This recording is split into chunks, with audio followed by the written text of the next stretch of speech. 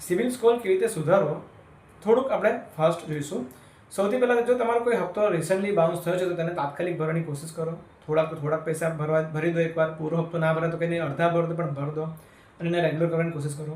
Second, 3 હપ્તા constant bounce ના થવા દો, બિકોઝ એકાઉન્ટ એનપીએ થઈ જાય છે તો એવું ના થવા દો. એના માટે એટલીસ્ટ એક હપ્તો ભરતા રહો, જેટલા પૈસા આવે એટલા ભરતા રહો તો 3 હપ્તા કોન્સ્ટન્ટ બાઉન્સ ના થાય અને એનપીએ એકાઉન્ટ ના થાય. હવે જો એકાઉન્ટ એનપીએ થઈ ગયું છે, 3 હપ્તા બાઉન્સ થઈ ગયા છે, તમારા 15-20 હપ્તા બાઉન્સ થયા છે, આઉટસ્ટેન્ડિંગ ઈએમઆઈ બેલેન્સ વધી ગયું છે અને ભરાતું નથી, તો એવા કેસમાં બેંક જોડે ડિસ્કસ કરો અને જો એ લોકો થોડા પૈસા લેતા હોય ને ક્લિયર કરતા હોય તો કરાવી લો ઇન્ટરેસ્ટ પેનલ્ટી સાથે ભરીને. અને જો નથી ભરવાની કેપેસિટી તો બેંક જોડે બેસીને એકવાર સેટલમેન્ટ કરીને એકાઉન્ટ ઝીરો કરી દો. એકાઉન્ટ ઝીરો થવું જરૂરી છે સિવિલ સુધારવા માટે. તો એકવાર એને સેટલમેન્ટ કરીને એકાઉન્ટ ઝીરો કરો, એના પછી તમને લોન મળવાના ચાન્સીસ વધી જાય છે. કેમ કે અમારી પાસે ઘણા બધા કેસ એવા આવે છે કે જે એકાઉન્ટ ઝીરો નહીં હોતું અને લોન લેવા જાય છે, 10 જગ્યાએ ઇન્ક્વાયરી કરે છે અને સિબિલ ડાઉન થઈ જાય છે. તો સૌથી પહેલું કામ તમે એકાઉન્ટ ઝીરો કરવાનું કરો. આના પછી તમને ફાઇનાન્સ કંપની લોન આપશે.